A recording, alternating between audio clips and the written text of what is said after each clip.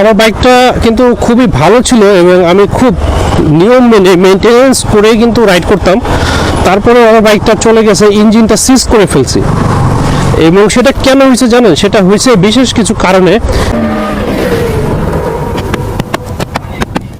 তার ভিতরে একটা কারণ হচ্ছে, আমার যখন ক্লাস প্লেটটা চেঞ্জ করতে হয়, ক্লাস প্লেটের যে রিং বাটি থাকে ওইটার ভিতরে হচ্ছে ক্ষয় হয়ে গেছে। এবং আমি যখন এই বাইকটা নিয়ে একটা মেকানিকের কাছে গেলাম, সার্ভিস সেন্টার ছাড়া বাইরের মেকানিক্স, তো ওনারা হচ্ছে দেখছে। সবসময় একজনের কাছে যাই, উনি খুব ভালো কাজ করে এবং ওনাকে আমি খুব বিশ্বাস করি, বিশ্বস্ত লোক। তো উনি আমার বাইকটা দেখছে, দেখার পরে বললো যে আপনার বাইকে তো ক্লাস বাটি ক্ষয় হয়ে গেছে, বা এটা লেদে নিতে হবে, আর নতুন চালে নতুন লাগাতে পারেন, তবে নতুনের থেকে এটাই বেটার হবে। তো উনি হচ্ছে লেদে যায় ওটা ঠিকঠাক করে দিল এবং ক্লাস প্লেট লাগাই দিল, সব কিছু ওকে, মোবিল টোবিল দিল, এভরিথিং যা যা দরকার। কিন্তু একটা জিনিস ভুল করছে, ওই সময় বোঝা যায় না, যেহেতু বাইকটা ক্লিন করে লাগাইছে। সেটা হচ্ছে বাইকে যে আমরা যে বাম হাতে ক্লাস ধরি, এই ক্লাস চাপি, বাইকের ইঞ্জিনের সাথে ক্লাসের একটা ওয়্যার আছে। কি ব্যাপার, ওদিকে জায়গা নাই? এইটাই মানে চিপা চাপা গলির ভিতরে নতুন বাইক চালালে এই সমস্যা। আর রিক্সাওয়ালারাও তো মানে বোঝা উচিত, বুঝে না, চাপাই দিচ্ছে। আমি তো আস্তে আস্তে যাচ্ছি রে ভাই।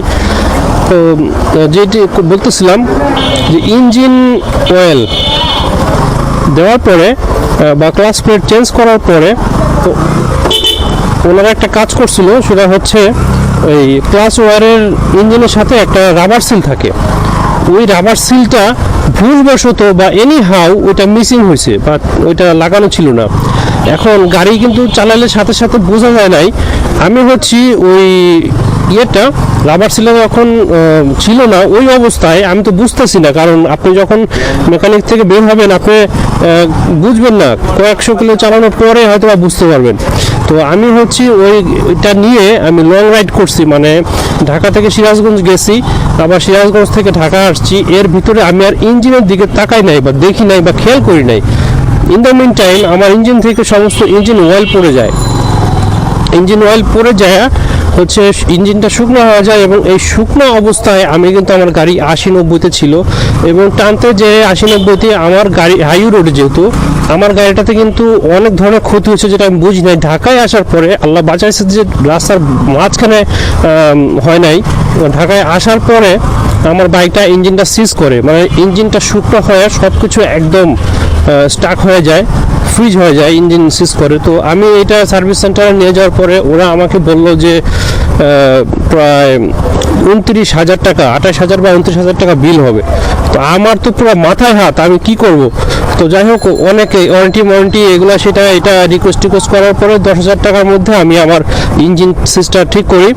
তো ঠিক করার পরে আমি যখন রাইড করতেছিলাম, আবার 2 সপ্তাহের ভিতরে আবার এটা হয়, কিন্তু আমি কিন্তু চেক করতেছিলাম বারবার। ইন দ্য মিন টাইম কী হয়েছে, আমার ইঞ্জিন মোবিল খাওয়া শুরু করছে।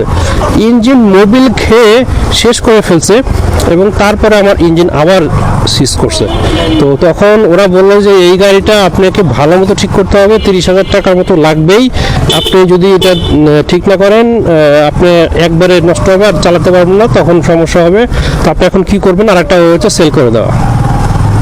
এখন কি করব, আমি 30,000 টাকা দিয়ে লাগায় আবার কনফিউশনে থাকবো, এই জন্য বাইকটা সেল করে দিছি। তো এটা ছিল সেল করার রিজন।